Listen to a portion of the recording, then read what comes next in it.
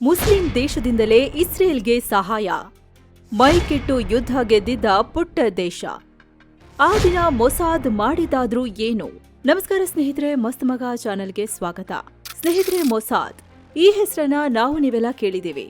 ಇವತ್ತು ಇಸ್ರೇಲ್ನ ಅಸ್ತಿತ್ವ ಇದೆ ಅಂತ ಹೇಳಿದ್ರೆ ಅದರಲ್ಲಿ ಅತಿ ದೊಡ್ಡ ಪಾತ್ರ ವಹಿಸ್ತಿರೋದೇ ಈ ಮೊಸಾದ್. ಶತ್ರುಗಳ ಪಾಲಿಗೆ ದುಸ್ವಪ್ನವಾಗಿ ಕಣ್ಣಿಗೆ ಕಣ್ಣು ಅಂತ ಎಲ್ಲರನ್ನೂ ನಾಶ ಮಾಡೋ ಮೊಸಾದ್ ಇವತ್ತು ಜಗತ್ತಿನ ಡೆಡ್ಲಿ ಗುಪ್ತಚರ ಸಂಸ್ಥೆ ಅಂತ ಕರೆಸಿಕೊಳ್ಳುತ್ತೆ. ಈಗ ಇರಾನನ್ನೇ ನೋಡಿ. ಈ ಯುದ್ಧದಲ್ಲಿ ಇರಾನ್ ನಾವಿನ್ನೂ ಸೋತಿಲ್ಲ ಅಂತ ಹೇಳ್ಕೊಂಡ್ ಬರ್ತಿದೆ. ನಾಗರಿಕ ದಂಗೆಯ ಪ್ರಯತ್ನಗಳು ವಿಫಲವಾಗಿವೆ ಅಂತ ಇಸ್ರೇಲನ್ನ ಅಣಕಿಸ್ತಿದೆ. ಆದ್ರೆ ಸೂಕ್ಷ್ಮವಾಗಿ ಗಮನಿಸಿ ನೋಡಿದ್ರೆ ಅಲ್ಲಿ ಇರಾನ್ಗೆ ಆಗಿರೋ ನಷ್ಟ ತುಂಬಾ ದೊಡ್ಡದಿದೆ. ಇಸ್ರೇಲ್ ಯುದ್ಧದ ಆರಂಭದಿಂದಲೂ ಟಾಪ್ ನಾಯಕರನ್ನ ಹುಡುಕಿ ಮುಗಿಸ್ತಾ ಬರ್ತಿದೆ. ಅಲ್ಲಿ ಸುಪ್ರೀಂ ಲೀಡರ್ ಖಮೈನಿ ಹತ್ಯೆಯಾಗಿದ್ದಾರೆ. ಅವರ ಬಲಗೈಯಂತಿದ್ದ ಲಾರಿಜಾನಿ ಇಲ್ಲವಾಗಿದ್ದಾರೆ. ನೌಕಾಪಡೆ ಮುಖ್ಯಸ್ಥ ತಂಗ್ಸಿರಿ, ಬಸೀಜ್ ಮುಖ್ಯಸ್ಥ ಸುಲೇಮಾನಿ, ಇಂಟೆಲಿಜೆನ್ಸ್ ಮುಖ್ಯಸ್ಥ ಬೆಹ್ನಬ್ ರೆಜಾಯಿ, ಹೀಗೆ ಒಬ್ಬರಿಗಿಂತ ಒಬ್ರು ಬಲಿಷ್ಠರನ್ನ ಇಸ್ರೇಲ್ ಹೊಡೆದು ಕೆಡವುತ್ತಿದೆ. ಇಲ್ಲಿ ಅಚ್ಚರಿಯ ಸಂಗತಿ ಏನ್ ಗೊತ್ತಾ? ಈ ಯುದ್ಧದಲ್ಲಿ ನಾವು ಟಾಪ್ ಲೀಡರ್ಗಳನ್ನೇ ಹೊಡಿತೀವಿ ಅಂತ ಇಸ್ರೇಲ್ ಬಹಿರಂಗವಾಗಿ ಹೇಳ್ತಿದ್ರು. ಇರಾನ್ ಯಾಮಾರ್ತಿದೆ. ಇಸ್ರೇಲ್ನ ಬಗ್ಗೆ ಗೊತ್ತಿರೋ ಯಾರೇ ಆದ್ರೂ ವೈರಿ ಕಣ್ಣಿಂದ ತಪ್ಪಿಸ್ಕೊಳ್ಳೋಕೆ ಪ್ರಯತ್ನ ಮಾಡ್ತಾರೆ. ಇರಾನ್ ನಾಯಕರು ಅದೇ ಮಾಡ್ತಿದ್ದಾರೆ. ಆದ್ರೂ ಅದೇಗೋ ಇಸ್ರೇಲ್ ಅವರನ್ನ ಹುಡುಕಿ ಕೊಲ್ತಿದೆ. ಇರಾನ್ಗೆ ಸೂಕ್ತ ನಾಯಕತ್ವ ಸಿಗದೇ ಇರೋ ತರ ಮಾಡ್ತಿದೆ. ಇದನ್ನೇ ಮೊಸಾದ್ನ ಪವರ್ ಅಂತ ಜಗತ್ತು ಕರೆಯುತ್ತೆ. ಆದ್ರೆ ಸ್ನೇಹಿತರೆ, ಮೊಸಾದ್ನ ಆಟ ಬರೀ ಇರಾನ್ಗೆ ಸೀಮಿತವಾಗಿದ್ದಲ್ಲ, ಅಥವಾ ಅದು ಇವತ್ತು ನಿನ್ನೆಯದಲ್ಲ. ಇವರ ಆಪರೇಷನ್ ಎಷ್ಟು ಭಯಾನಕವಾಗಿರುತ್ತೆ ಅನ್ನೋದಕ್ಕೆ ನಾವು ಮೊರಕ್ಕೋದಲ್ಲಿ ನಡೆದ ಆ ಒಂದು ಘಟನೆಯನ್ನ ಕೂಡ ನೆನಪು ಮಾಡ್ಕೋಬೇಕಾಗತ್ತೆ. ನಿಮ್ಗೆ ಇಸ್ರೇಲ್ನ ಬಗ್ಗೆ, ಮೊಸಾದ್ನ ರೋಚಕ ಆಪರೇಷನ್ಗಳ ಬಗ್ಗೆ ನಾವು ಸಾಕಷ್ಟು ವರದಿಗಳಲ್ಲಿ ಹೇಳಿದ್ದೀವಿ. ಆದ್ರೆ ಇವತ್ತು ನೀವು ಕೇಳೋ ಆಪರೇಷನ್ ಇಸ್ರೇಲ್ನ ಬಗ್ಗೆ ಒಂದು ದಿಗ್ಭ್ರಮೆ ಮೂಡಿಸುತ್ತೆ. ಇಸ್ರೇಲ್ ಆ ಕಾಲದಲ್ಲೇ ಅಷ್ಟು ಮುಂದುವರೆದಿದ್ದ ಅನ್ನೋ ಆಶ್ಚರ್ಯ ಆಗತ್ತೆ. ಹಾಗಿದ್ರೆ ಏನಿದು ಆಪರೇಷನ್? ಈ ಆಪರೇಷನ್ ಮೂಲಕ ಇವತ್ತು ಅರಬ್ ರಾಷ್ಟ್ರಗಳನ್ನ ಇಸ್ರೇಲ್ ಒಂದೇ ಏಟಿಗೆ ಬಡಿದಿದ್ದು ಹೇಗೆ? ಮುಸ್ಲಿಂ ದೇಶವೇ ಇಸ್ರೇಲ್ಗೆ ಹೇಗೆ ಸಹಾಯ ಮಾಡ್ತೋ? ಎಲ್ಲವನ್ನು ಈ ವಿಡಿಯೋದಲ್ಲಿ ಡೀಟೇಲ್ ಆಗಿ ಹೇಳ್ತೀವಿ. ಕಡೆ ತನಕ ಮಿಸ್ ಮಾಡದೆ ನೋಡಿ. ಆಪರೇಷನ್ ಯಾಚಿನ್, 97,000 ಜೀವಗಳ ರಹಸ್ಯ ಶಿಫ್ಟಿಂಗ್. ಸ್ನೇಹಿತರೆ, ಈ ಕತೆ ಶುರುವಾಗಿದ್ದು 1961ರಲ್ಲಿ. ಸ್ಥಳ ಮೊರಾಕ್ಕೋ.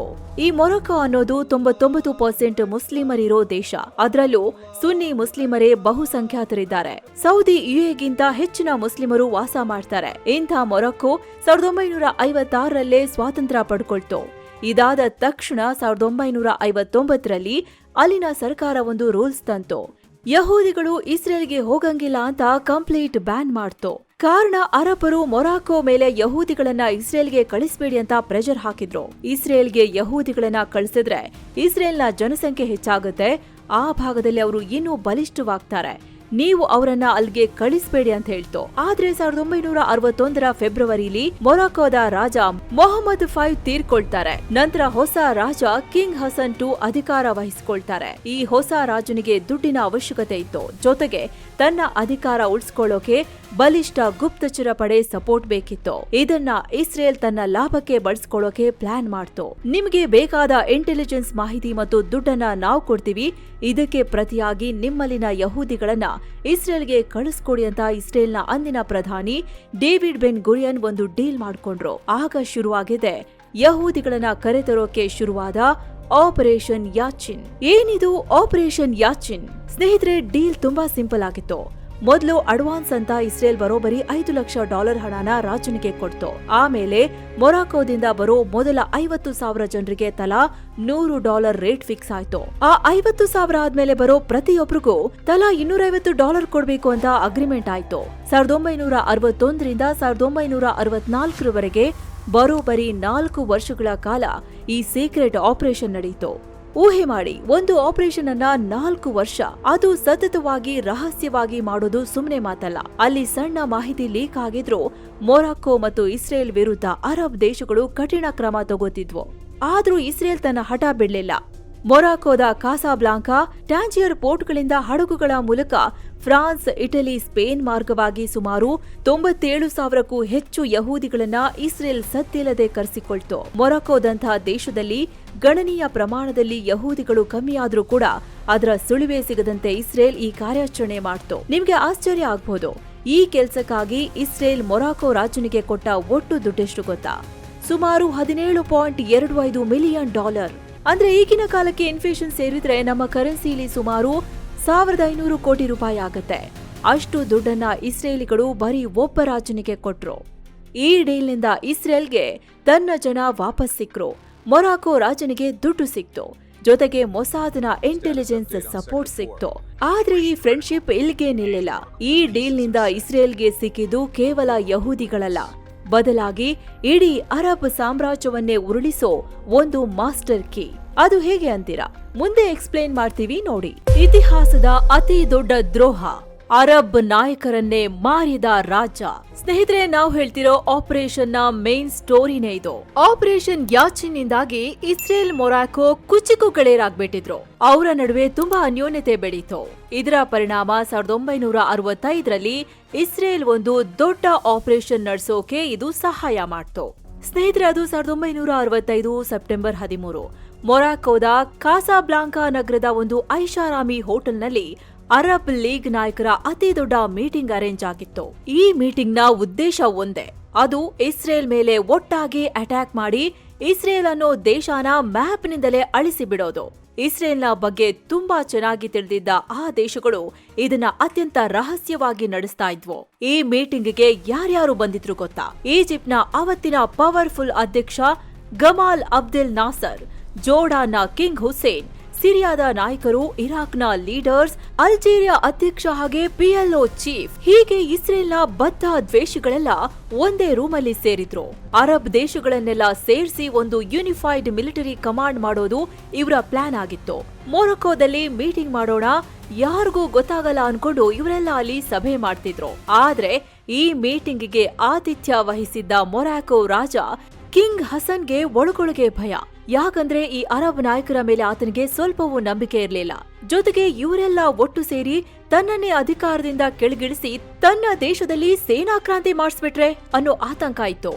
ಹೀಗಾಗಿ ಆ ಮೊರಾಕೊ ರಾಜ ನೇರವಾಗಿ ಮೊಸಾದ್ ಕೈಗೆ ಬೀಗ ಕೊಟ್ರು. ಅರಬ್ ನಾಯಕರು ತಂಗಿದ್ದ ಹೋಟೆಲ್ಗೆ ಇಸ್ರೇಲ್ನ ಏಜೆಂಟರ್ಗೆ ಆಕ್ಸೆಸ್ ಕೊಟ್ರು. ಆಗ ಶುರುವಾಗಿದ್ದೆ ಇಸ್ರೇಲಿನ ಆಟ. Operation birds. ಹೋಟೆಲ್ ಗೋಡೆಗಳಿಗೆ ಮೈಕ್. ಮೊರಾಕೊ ರಾಜನಿಂದ ಗ್ರೀನ್ ಸಿಗ್ನಲ್ ಪಡ್ಕೊಂಡ ಮೊಸಾದ್ ತನ್ನ ಹೊಸ ಆಪರೇಷನ್ ಶುರು ಮಾಡ್ತು.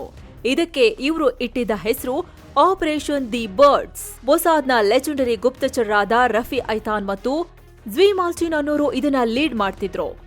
ಮೊರಾಕೊ ಇಂಟೆಲಿಜೆನ್ಸ್ ಸಪೋರ್ಟ್ ಇಟ್ಕೊಂಡು ಇಸ್ರೇಲ್ನ ಮೊಸಾದ್ ಮತ್ತು ಶಿನ್ ಬೆಟ್ ಏಜೆಂಟ್ರು ಆ ಐಷಾರಾಮಿ ಹೋಟೆಲ್ನ ಇಡೀ ಒಂದು ಮಹಡಿಯನ್ನೇ ತಮ್ಮ ಕಂಟ್ರೋಲ್ಗೆ ತಗೊಂಡ್ರು. ಅರಬ್ ನಾಯಕರು ಬರೋಕೋ ಮುನ್ನವೇ ಅವರು ಮೀಟಿಂಗ್ ಮಾಡೋ ಹಾಲ್, ಅವರು ಉಳಿದುಕೊಳ್ಳೋ ಪ್ರೈವೇಟ್ ರೂಮ್ಗಳು, ಟೇಬಲ್, ಕುರ್ಚಿ, ಹೂದಾನಿ, ಟೆಲಿಫೋನ್ ಹೀಗೆ ಮೂಲೆ ಮೂಲೆಯಲ್ಲೂ ಹೈಟೆಕ್ ರಹಸ್ಯ ಮೈಕ್ಗಳನ್ನ ಫಿಕ್ಸ್ ಮಾಡಿದ್ರು. ಅಲ್ಲಿ ಆ ಹೋಟೆಲ್ನ ಪ್ರತಿ ಗೋಡೆಗಳಿಗೂ ಕಿವಿಗಳಿದ್ವು.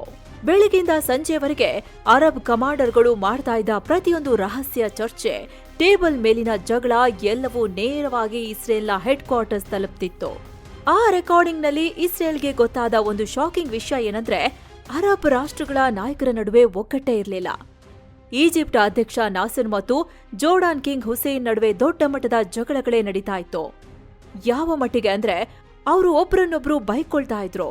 ಇದಕ್ಕಿಂತ ದೊಡ್ಡ ವಿಷಯ ಏನಂದ್ರೆ, ಈಜಿಪ್ಟ್ ಅಧ್ಯಕ್ಷ ನಾಸರ್ ಆ ಮೀಟಿಂಗ್ನಲ್ಲಿ ನಮ್ಮ ಸೇನೆ ಯುದ್ಧಕ್ಕೆ ಇನ್ನೂ ರೆಡಿ ಇಲ್ಲ ಅಂತ ಬಾಯ್ಬಿಟ್ಟಿದ್ರು. ಅವರ ಆರ್ಮರ್ಡ್ ಡಿವಿಷನ್ ಅಂದ್ರೆ ಟ್ಯಾಂಕರ್ ಪಡೆಗಳು ಕಳಪೆ ಸ್ಥಿತಿಯಲ್ಲಿವೆ, ವೆಪನ್ಸ್ ಕೊರತೆ ಇದೆ ಅನ್ನೋದು ಕೂಡ ರೆಕಾರ್ಡ್ ಆಗಿತ್ತು. ಇಸ್ರೇಲ್ ವಿರುದ್ಧ ಯುದ್ಧ ಮಾಡೋದಕ್ಕೆ ಅರಬ್ ಸೇನೆಗಳು ಎಷ್ಟೊಂದು ವೀಕ್ ಆಗಿವೆ ಅನ್ನೋ ಕಂಪ್ಲೀಟ್ ವೀಕ್ನೆಸ್ ರಿಪೋರ್ಟ್ ಮೊಸಾದ್ ಕೈ ಸೇರಿತ್ತು. ಅರಬ್ ನಾಯಕರು ಬರೀ ಬಾಯ್ ಮಾತಲ್ಲಿ ಮಾತ್ರ ಸ್ಟ್ರಾಂಗ್, ಗ್ರೌಂಡ್ ನಲ್ಲಿ ಝೀರೋ ಅನ್ನೋದು ಇಸ್ರೇಲ್ಗೆ ಪಕ್ಕಾ ಆಗೋಯ್ತು.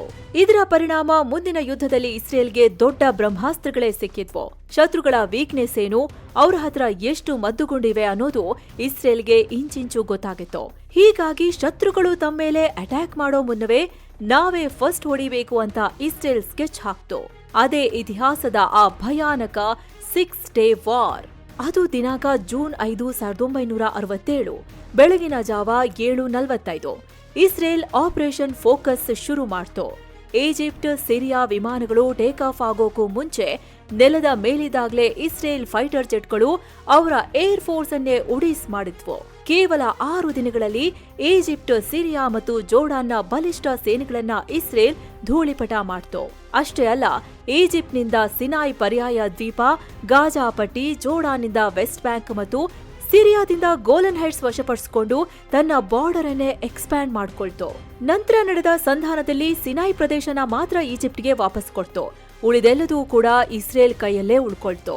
ಅವತ್ತು ಮೊಸಾದ್ ಕೈಗೆ ಅಷ್ಟೊಂದು ಖಚಿತ ಮಾಹಿತಿ ಸಿಗದೆ ಹೋಗಿದ್ರೆ ಆಗ ಇಸ್ರೇಲ್ ಆ ಯುದ್ಧವನ್ನ ಬಹುಶಃ ಗೆಲ್ಲೋಕೆ ಸಾಧ್ಯವಾಗ್ತಿರ್ಲಿಲ್ವೋ ಏನೋ. ಆದ್ರೆ ಆ ಮಾಹಿತಿ ಇಸ್ರೇಲ್ಗೆ ದೊಡ್ಡ ವರದಾನವಾಯ್ತು. ಸರಿಯಾದ ಇಂಟೆಲಿಜೆನ್ಸ್ ರಿಪೋರ್ಟ್ ಇದ್ರೆ ಎಂಥ ಬಲಿಷ್ಠ ದೇಶಗಳನ್ನು ಒಟ್ಟಿಗೆ ಸೋಲಿಸಬಹುದು ಅಂತ ಇಸ್ರೇಲ್ ಪ್ರೂವ್ ಮಾಡ್ತು. ಆದ್ರಿಂದ ದೊಡ್ಡ ಪಾಠ ಕಲಿತ ಇಸ್ರೇಲ್ ಅದನ್ನ ಪ್ರತಿ ಯುದ್ಧದಲ್ಲೂ ಬಳಸ್ತಾ ಹೋಯ್ತು. ಇವತ್ತು ಇರಾನ್ ಒಳಗಡೆ ಕೂಡ ಇಸ್ರೇಲ್ ಅದೇ ತರಹದ ಡೀಪ್ ಇನ್ಫಿಲ್ಟ್ರೇಷನ್ ಮಾಡಿದೆ. ಇರಾನ್ನ IRGC, ಹೆಜ್ಬುಲ್ಲಾ, ಹಮಾಸ್ ಒಳಗಡೆನೆ ಇಸ್ರೇಲ್ ತನ್ನ ಗೂಢಾಚಾರರನ್ನ ಬಿಟ್ಟಿದೆ. ಅವರದೇ ಸೆಕ್ಯೂರಿಟಿ ಗಾರ್ಡ್ಗಳನ್ನ ದುಡ್ಡು ಕೊಟ್ಟು ಖರೀದಿ ಮಾಡ್ತಿದೆ. ಟೆಹರಾನ್ ನಗರದ ಮೂಲೆ ಮೂಲೆಯಲ್ಲೂ ಮೊಸಾದ್ನ ಸೇಫ್ ಹೌಸ್ಗಳಿವೆ. ಇದರ ಜೊತೆಗೆ ಇವತ್ತು ಸಿಗ್ನಲ್ ಇಂಟೆಲಿಜೆನ್ಸ್ ಮತ್ತು ಹೈ ಲೆವೆಲ್ ಸೈಬರ್ ಹ್ಯಾಕಿಂಗ್ ಕೂಡ ಸೇರ್ಕೊಂಡಿದೆ. ಇರಾನ್ನ ಟಾಪ್ ಲೀಡರ್ಸ್ ಯಾವ ಫೋನ್ ಬಳಸ್ತಾರೆ, ಎಲ್ಲಿ ಮೀಟಿಂಗ್ ಮಾಡ್ತಾರೆ, ಎಲ್ಲಿ ಮಲಗ್ತಾರೆ ಅನ್ನೋದು ಮೊಸಾದ್ಗೆ ಇಂಚಿಂಚು ಗೊತ್ತಾಗ್ತಿದೆ. ಆವತ್ತು ಮೊರಾಕೋದಲ್ಲಿ ಅರಬ್ ನಾಯಕರ ನಡುವಿನ ಅಪನಂಬಿಕೆಯನ್ನೇ ಬಂಡವಾಳ ಮಾಡಿಕೊಂಡಿದ್ದ ಮೊಸಾದ್ ಇಂದು ಇರಾನ್ ಒಳಗಿನ ಭಿನ್ನಮತ ಮತ್ತು ಹಣದ ಪವರ್ನ ಬಳಸ್ಕೊಳ್ತಿದೆ. ಅಂದು ಹೋಟೆಲ್ ರೂಮ್ಗೆ ನುಗ್ಗಿದ್ದ ಮೊಸಾದ್ ಇಂದು ಇರಾನ್ನ ಸೇನಾ ಬಂಕರ್ಗಳಿಗೆ ಕನ್ನ ಹಾಕಿದೆ. ಒಟ್ನಲ್ಲಿ ಶತ್ರುಗಳು ಎಷ್ಟೇ ಬಲಿಷ್ಠರಾಗಿದ್ರು, ಅವ್ರ ಹತ್ರ ಎಷ್ಟೇ ವೆಪನ್ಸ್ ಇದ್ರೂ, ಸರಿಯಾದ ಗುಪ್ತಚರ ಮಾಹಿತಿ ಇದ್ರೆ ಯುದ್ಧ ಶುರುವಾಗೋಕ್ಕೂ ಮುನ್ನವೇ ಶತ್ರುಗಳನ್ನ ಮಣ್ಣು ಮುಕ್ಕಿಸಬಹುದು ಅನ್ನೋದಕ್ಕೆ ಇಸ್ರೇಲ್ ಮತ್ತು ಮೊಸಾದ್ ಇವತ್ತಿಗೂ ಒಂದು ಬಿಗ್ಗೆಸ್ಟ್ ಎಕ್ಸಾಂಪಲ್. ಇದ್ರ ಬಗ್ಗೆ ನಿಮ್ಮ ಅಭಿಪ್ರಾಯ ಏನು ಅನ್ನೋದನ್ನ ಕಮೆಂಟ್ ಮಾಡಿ ತಿಳಿಸಿ. ಇನ್ನೂ ಸಬ್ಸ್ಕ್ರೈಬ್ ಆಗದೆ ಇರೋರು ಸಬ್ಸ್ಕ್ರೈಬ್ ಆಗೋದನ್ನ ಮರಿಬೇಡಿ. ಹಾಗೆ ವಿಡಿಯೋ ಕೆಳಗೆ ಜಾಯಿನ್ ಆಪ್ಷನ್ ಇದೆ, ಆಸಕ್ತರು ಜಾಯಿನ್ ಆಗ್ಬೋದು. ಇದರಿಂದ ನಿಮಗೆ ನಾವು ಪಬ್ಲಿಷ್ ಮಾಡೋ ವಿಶೇಷ ವಿಡಿಯೋಗಳು ಸಿಗುತ್ತೆ. ಹಾಗೆ ನಮ್ಮ ತಂಡಕ್ಕೆ ಬೆಂಬಲ ಕೊಟ್ಟಂತೆಯೂ ಆಗತ್ತೆ. ಆಸಕ್ತರು ಕನ್ಸಿಡರ್ ಮಾಡಬಹುದು.